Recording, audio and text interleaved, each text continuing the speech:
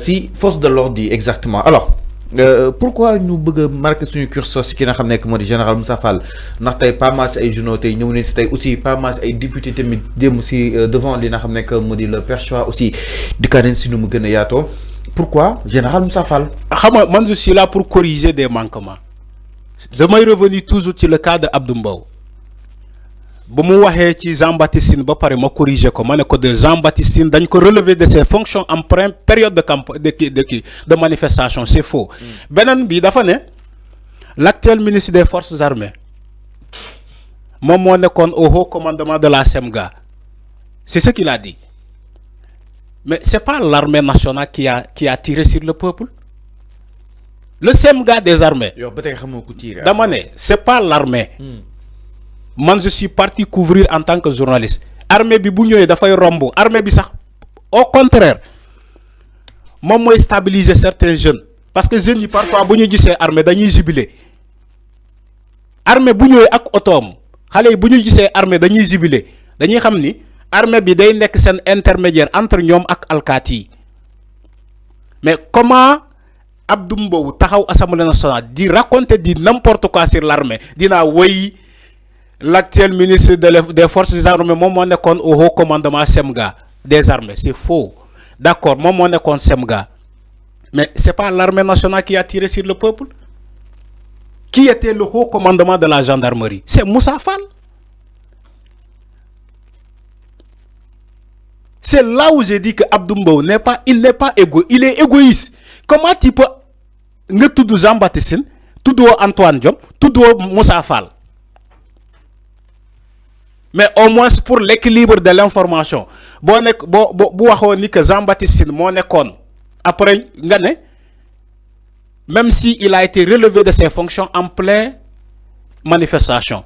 Bon l'actuel ministre des forces armées moom moo nekkoon SEMGA nga ne même si Moussa Fall aussi il était au haut commandement de la gendarmerie. Non la ñuy équilibrer information. Mais Abdou Mbow n'a pas équilibré l'information. Il a voulu raconter du n'importe quoi. Il a voulu raconter du n'importe quoi. C'est comme si nous, Sénégalais, lavage de cerveau, nous, tous les événements là, nous, on était là. Alors, avant, dafa mel aussi le parti l'opposition plus particulièrement ñoom Abdou et compagnie dañuy utiliser li nga xam ne moo di FDC en bouclier. Da nga jàpp dañuy mettre mal à l'aise. Non c'est un argument boobu kese argument bu leen desee moom la c'est-à-dire que ñoom actuellement pour ñu échapper de leur bêtise il faut que ñu mbubboo gendarmerie mbubboo police di naan woy la loi ne vise que la police et la gendarmerie c'est faux loolu ñoom ñoo koy def pour manipuler le peuple ñoom ñoo koy def. donc à qui protège donc à qui protège damay fan c'est voilà le degré de la manipulation. ma ñëw ci loolu may ñëw ci loolu. dama ne le degré de la manipulation mooy ñoom waa APR ñoom waa Benno Bokk Yaakaar amuñu benn bànqaas seen bànqaas bu leen desee way dire la population la loi bu ñuy def ni waa Pastef dañoo bëgg a viser tay les police tay les gendarmerie c'est faux moo tax kii ne leen la loi ne vise pas la police la loi ne vise pas la gendarmerie bu fekkee yéen waa APR da ngeen bëgg a jël police comme seen bànqaas bouclier da ngeen bëgg a jël gendarmerie comme seen bànqaas bu leen desee pour manipuler le peuple disant oui la loi interprétative ne vise que la police et la gendarmerie c'est faux c'est archi faux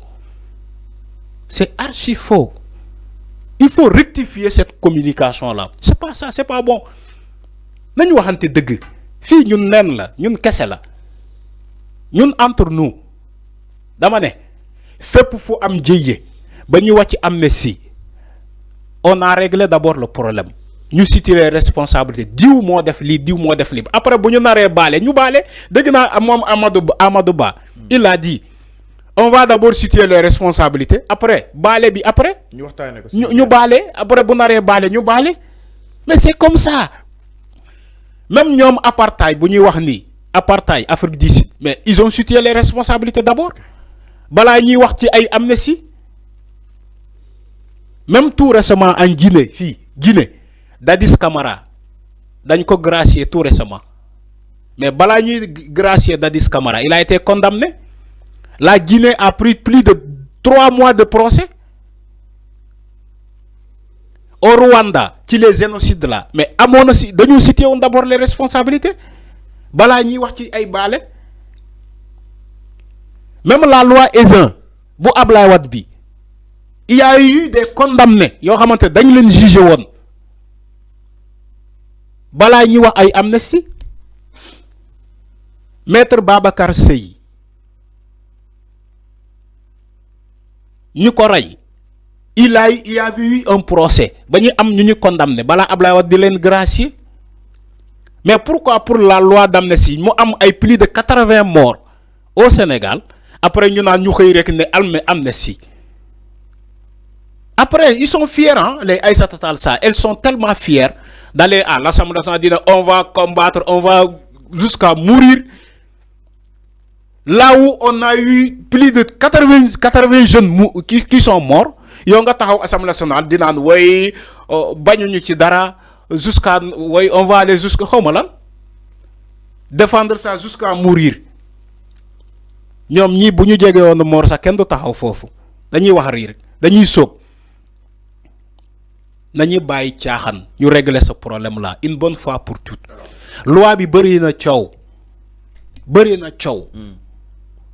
on doit régler ce problème là ñu jall ci lenen ñu xam kan mo def kan mo deful kan mo santané kan mo commandité kan mo il faut que ñu léral nit ñi ci le champ d'application de la loi d'amnistie sénégalais yi xam fait bi ak fait bi war nañu ko duggal ci champ d'application de cette loi là donc c'est là où il a parlé d'interpréter la loi bobu non nekul rek ki na xam nek modi force de l'ordre li ñuy viser non c'est faux wax na ko fi de général Moussa lolu manipulation la turam mi ngi do ñew le plus souvent à travers idée yi na xam ni itam député do nañ ko fallu lolu manipulation la quand il dit que la loi interprétative ne vise que les policiers et les gendarmes, c'est faux. Lolo manipulation là. Ça dit que en opposition bi ñoo bëgg jël police ak gendarmerie comme sen bankas, sen wéruwaay.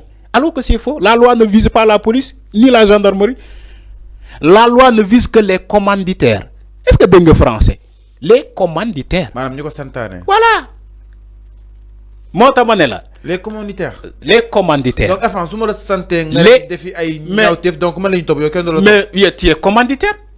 Donc, il y a quelqu'un top, il faut activer. Fallu, si ce manjel ben, waxtan bi dama né, Antoine Diome doit se mettre devant la barre. Antoine Diome. Malheureusement, malheureusement, Abdou Mbow. Là, on parle de la séparation des pouvoirs. Il n'y avait pas séparation des pouvoirs. Il n'y avait pas. Même dans les tribunaux, on te dit que l'ordre bi ci kaw la jógee. Mamadou Seck daanoon na ko wax fi. Il faut demander les Pape Alé Niang qui ont été condamnés. Mamadou Seck te dit que l'ordre bi ci kaw la jógee mënuma ci dara. Dama lay mandat de dépôt. Après Fallou, toi tu oses me dire qu'il y a séparation des pouvoirs. Mais ci jamono Macky Sall amul woon séparation des pouvoirs. Mais principe bi. Je parle du principe. Principe bi kenn appliqué wu ko. OK. Kenn appliqué wu ko. Quand je te dis que Antoine Diome doit se mettre devant la barre, parce que xamna bu baax li may wax.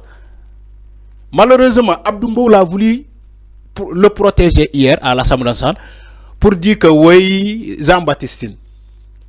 Mom mu faté ni que Jean-Baptiste buñ ko waccé bala mort yi ni di am, il a refusé de tirer sur le peuple. C'est ça l'acte de commanditation. Il a refusé.